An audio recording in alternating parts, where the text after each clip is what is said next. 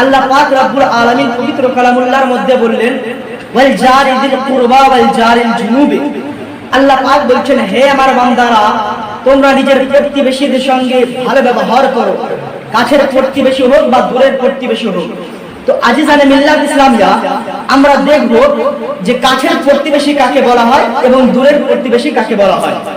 কাছের প্রতিবেশী তাদেরকে বলা হয় যাদের বাড়ি আপনাদের বাড়ির পাশে থাকে, তাদেরকে কাছের প্রতিবেশী বলা হয়। আর দূরের প্রতিবেশী তাদেরকে বলা হয়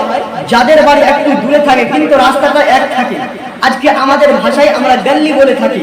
সেই গল্লিটা এক থাকবে। তো আজিজানে মিল্লাত ইসলামিয়া মুফাসসিরিনে কেরাম এটা তাফসীর করে বলেছে যে কাছের প্রতিবেশী তাদেরকে বলা হয় যারা মুসলমান, যারা আল্লাহকে বিশ্বাস করে এবং নবীর প্রতি নবীকে বিশ্বাস করে। আর দূরের প্রতিবেশী তাদেরকে বলা হয় যারা বেধর্মী, কাফির, গাছকে আল্লাহ মানে, গাছকে সাজদা করে, তাদেরকে বলা হয়। হযরতে জাবির রাদিয়াল্লাহু তাআলা আনহু থেকে বর্ণিত আমার নবী পাক সাল্লাল্লাহু আলাইহি ওয়াসাল্লাম বলেছেন, এই প্রতিবেশীর তিনটি প্রকার, তার মধ্যে এক প্রকার সেটির মধ্যে এক অপর মুসলমানের প্রতি তিনটি অধিকার রাখে। এক নাম্বার আপনার রিশতেদারের হক, দুই নাম্বার যদি আপনার আপন মানুষ হয়ে থাকে আপন মানুষ হওয়ার কারণে দুই নাম্বার অধিকার, আর তিন নাম্বার যেটা বলা হয়েছে সেটা ইসলামের অধিকার, অর্থাৎ ইসলাম এক অপর আপনার কলমার দিক দিয়ে হয়। আর দুই নাম্বার যেটা প্রকার বলা হয়েছে তার মধ্যে দুইটি অধিকার। তার মধ্যে এক নাম্বার অধিকার আপনার মুসলমান হওয়ার কারণে, ভাই ভাই হওয়ার কারণে এক নাম্বার হক, আর দুই নাম্বার আপনার যদি প্রতিবেশী হয়ে থাকে দুই নাম্বার হক। আর তিন নাম্বার যেটা বলা হয়েছে সেটা শুধু একটি অধিকার, সেটা হচ্ছে প্রতিবেশী, সেটা হচ্ছে গায়র মুসলিম অর্থাৎ কাফির ব্যক্তি। তো আজিজানে মিল্লাত ইসলামিয়া এই পবিত্র ইসলাম এমন একটি ধর্ম যে ধর্মের মধ্যে আপনি অন্য বেধর্মীকেরও আপনার সম্মান রাখা হয়েছে, অধিকার রাখা হয়েছে। আজিজানে মিল্লাত ইসলামিয়া, ব্রাদারানি মিল্লাত ইসলামিয়া, আমার নবী মুস্তাফা হযরত আনাস রাদিয়াল্লাহু তাআলা আনহু থেকে বর্ণিত আমার নবী মুস্তাফা আল্লাহি লা ইউমিন একদিন বললেন আল্লাহি লা ইউমিন, এই বাক্যটি তিনবার উচ্চারণ করে বললেন। আমার নবী মুস্তাফার সমস্ত সাহাবী একত্রভাবে জিজ্ঞাসা করলেন, ইয়া রাসূলুল্লাহ, ইয়া হাবিবাল্লাহ, আপনি এই বাক্যটি কার জন্য ব্যবহার করলেন? ওয়াল্লাহি লা ইউমিন ওয়াল্লাহি লা ইউমিন। আমার নবী মুস্তাফা একবার নয়, দুইবার নয়, তিনবার উচ্চারণ করে বললেন। আমার নবীকে জিজ্ঞাসা করা হলো, ইয়া রাসূলুল্লাহ, আপনি এই বাক্যটি কার জন্য উচ্চারণ করলেন? তো আমার নবী মুস্তাফা বলছেন, হে আমার সাহাবীরা শুনুন, আমি এই বাক্যটি কার জন্য ব্যবহার করলাম তোমরা কি শুনতে চাও? তোমরা কি জানতে চাও? তো আমার নবী মুস্তাফার সমস্ত সাহাবী একত্রভাবে বললেন, ইয়া রাসূলুল্লাহ, ফিদাকা উম্মি ওয়া আবি, আপনার পায়ের তলাতে আমার পিতামাতা কুরবান। ইয়া রাসূলুল্লাহ, আমরা অবশ্যই জানতে চাই আপনি এই বাক্যটি কার জন্য ব্যবহার করলেন? আমার নবী মুস্তাফা বলছেন, হে আমার সাহাবী শুনুন, আমি কার জন্য এই বাক্যটি ব্যবহার করলাম শুনুন। তোমাদের বাড়ির পাশে যাদের বাড়ি থাকে তাদেরকে কি বলা হয়? তারা বলছে প্রতিবেশী বলা হয়। বলছে শুনুন, যাদের বাড়ির কাছে প্রতিবেশী বলা হয় তাদের প্রতিবেশী, তার কাউরি যদি জবান দিয়ে বা কাউরি হাত দিয়ে যদি কেউ কষ্ট পেয়ে যায় ওই ব্যক্তি মুমিন হতে পারবে না। জোরে বলুন नारे तकबीर, नारे तकबीर, नारे रिसालत, नारे रिसालत, मसला के आला हजरत, मसला के आला हजरत, नारे तकबीर, नारे रिसालत। ব্রাদারানি মিল্লাত ইসলামিয়া আবার এক ব্যক্তি আমার নবী মুস্তাফা সাল্লাল্লাহু আলাইহি ওয়াসাল্লামের কাছে আসলেন। আসার পরে নবী মুস্তাফাকে জিজ্ঞাসা করছেন, ইয়া রাসূলুল্লাহ, ইয়া হাবিবাল্লাহ, নবী গো, আমার গ্রামে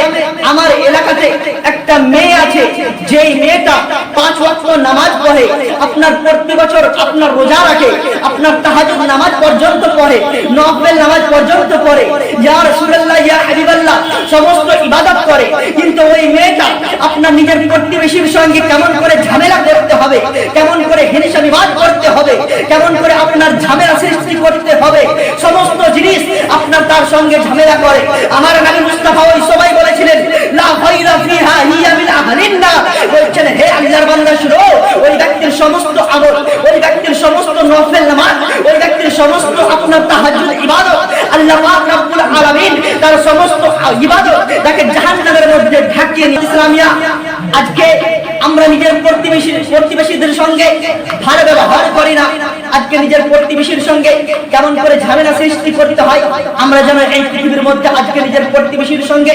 ভালো ব্যবহার করি না। আবার নবী মুস্তাফাকে এক ব্যক্তি আসলে, আসার পরে নবীকে জিজ্ঞাসা করছে, ইয়া রাসূলুল্লাহ, রাসূলুল্লাহ ইয়া হাবিবাল্লাহ আমার গ্রামে একটা মেয়ে আছে যেই মেয়েটা 5 ওয়াক্ত ঠিকভাবে নামাজ পড়তে পারে না কিছু কারণে ইয়া রাসূলুল্লাহ ইয়া হাবিবাল্লাহ প্রতি বছর রোজা রাখে কিন্তু ইয়া রাসূলুল্লাহ তার প্রতিবেশীর সঙ্গে ভালো ব্যবহার করে ভালো সুন্দর আচরণ করে আমার নবী মুস্তাফা বলছেন ওই মেয়েটা জান্নাতি আজিজানে মিল্লাত ইসলামিয়া আমার নবী মুস্তাফা বুখারীর মধ্যে বলেছে যে বুখারী সম্পর্কে বলা হয়েছে আফজালুল কুতুবে বাদাল কুরআনে as-সাহিহুল বুখারী যে কিতাবকে কোরআনের পরে পরে স্থান দেওয়া হয়েছে যে কিতাবকে যে কোরআনের পরে পরে যে কিতাবকে জায়গা দেওয়া হয়েছে ওই কিতাবের নাম হচ্ছে বুখারী শরীফ ওই বুখারীর মধ্যে আমার নবী মুস্তাফা বলেছেন মান কানা আল্লাহু ইউমিনু লা ইউমিনু ফালইউকরিম যাইফাহু যে ব্যক্তি আল্লাহ পাক রব্বুল আলামিন এবং আল্লাহর মেহমানকে আপনার মেহমানকে ভালোবাসে ওই ব্যক্তিকে আমার আল্লাহ পাক রব্বুল আলামিন ঘোষণা দিয়ে বলেছে ওই ব্যক্তি জান্নাতি হয়ে যাবে আজিজানে মিল্লাত ইসলামিয়া একদিন আমার নবী মুস্তাফা সাল্লাল্লাহু আলাইহি ওয়াসাল্লামের কাছে এক ব্যক্তি আসলেন মেহমান উদ্দেশ্যে আসলেন আমার নবী মুস্তাফার কাছে বলছেন ইয়া রাসূলুল্লাহ ইয়া হাবিবাল্লাহ আমি কাউরি বাড়ি পাশ দিয়ে যাই বা আমি কাউরি বাড়িতে যাই আর ওই ব্যক্তি যদি আমার যদি আপনার মেহমানদারি না করে আমাকে যদি বাড়ি থেকে তাড়িয়ে দেয় বা আমার সঙ্গে যদি বদসলুকি করে ভালো ব্যবহার না করে আবার ওই ব্যক্তি আমার বাড়ির পাশ দিয়ে যায় বা আমার সঙ্গে সাক্ষাৎ হয় তো আমি ইয়া রাসূলুল্লাহ তার বদলা নিব আমি তার বদলা নিব না আমি সুন্দরভাবে আমার বাড়িতে তাকে নিমন্ত্রণ করব ওই সমাজে আমার নবী মুস্তাফার চরিত্র কেমন ছিলেন দেখে আমার নবী মুস্তাফার ব্যবহার কেমন আমার নবী মুস্তাফার আখলাক কেমন আমরা যদি আজকে হতাম তো তাকেও আমরা বদলা নিতাম কিন্তু আমার নবী মুস্তাফা বলছেন হে আল্লাহর বান্দা শুনো তোমার সঙ্গে সে ব্যক্তি খারাপ ব্যবহার করতে পারে তোমার সঙ্গে ভালো আচরণ করতে নাও পারে কিন্তু তুমি তাকে সুন্দরভাবে ডাকো বাড়ির মধ্যে বিস্তারখানা আপনার বিছে দেওয়ার পরে তুমি সুন্দরভাবে তাকে খাবার খেতে দাও আজিজানে মিল্লাত ইসলামিয়া এটাই হলো আমার নবী মুস্তাফার আদর্শ আর আমরা নবী মুস্তাফার গোলাম তো আমরা কেন নবী মুস্তাফাকে ফলো করব না আজিজানে মিল্লাত ইসলামিয়া বলা হয়েছে যেই ব্যক্তি মেহমানকে অপছন্দ করে আল্লাহ পাক ওই বান্দাকে অপছন্দ করে সুবহানাল্লাহ আজিজানে মিল্লাত ইসলামিয়া আপনার কিতাবের মধ্যে বলা হয়েছে হযরতে বায়াজিদ বুস্তামি রাহমাতুল্লাহ আলাইহি নাম শুনে থাকতে পারে যে আল্লাহর ওলি ছিলেন আপনার মা বাবার দোয়াতে মায়ের দুয়ার বরকতে আল্লাহর ওলি হয়েছিলেন ওই বায়াজিদ বুস্তামি রাহমাতুল্লাহ আলাইহি এক প্রতিবেশী ছিল যেই প্রতিবেশী আপনার মুসলমান ছিল না বেধার্মিক ছিল কাফির ছিল আপনার গাছকে সিজদা করত পাথরকে আপনার সিজদা করত আপনার আমার আল্লাহ পাক রব্বুল আলামিনকে একত্ব মানত না আমার নবী মুস্তাফার প্রতি বিশ্বাস করত না ওই ব্যক্তির একটা যেন একদিন মুসাফির হওয়ার জন্য একদিন ব্যবসা করার জন্য আপনার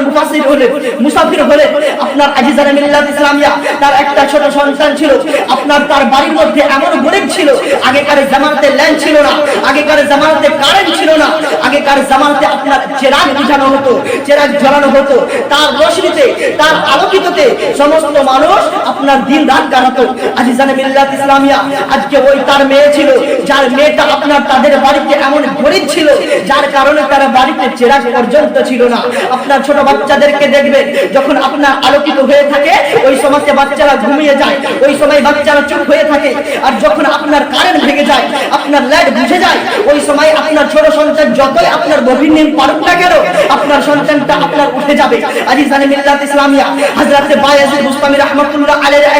আপনার বায়াজিদ বুস্তামি রাহমাতুল্লাহ আলাইহি অভ্যাস ছিল আপনার নিজের প্রতিবেশীর সঙ্গে অনেক সুন্দর ব্যবহার করতেন তার বাড়ির মধ্যে যখন প্রতিবেশী যখন বাড়ির পাশে যখন প্রতিবেশীদের ছেড়ে কান্না করত বায়াজিদ বুস্তামি রাহমাতুল্লাহ আলাইহির কাছে একটা যেন চেরাগ ছিল ওই চেরাগকে নিজের প্রতিবেশীর বাড়ির কাছে নিয়ে যেত আর ছোট বাচ্চাদেরকে আপনার ঘুমিয়ে দিত ইসলামিয়া এক ব্যক্তি আমার নবী মুস্তাফার কাছে আসলেন আসার পরে আমার নবী মুস্তাফা সাল্লাল্লাহু আলাইহি ওয়াসাল্লাম আপনার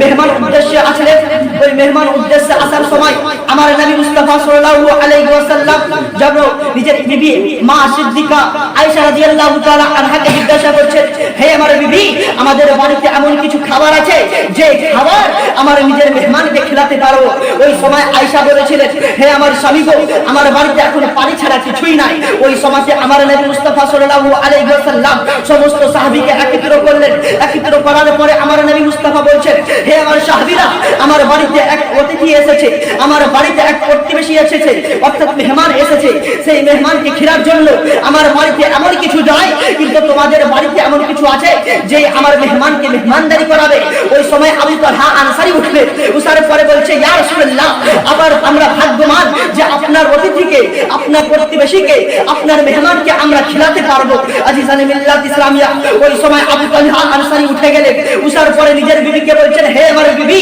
আমার বাড়িতে এমন কিছু খাবার আছে যে খাবার আমরা যেন নিজের নবী মুস্তাফার প্রতিবেশীকে, নবী মুস্তাফার মেহমানকে খিলাতে পারবো। ওই সময় যেন আবু তালহার বিবি বলছে,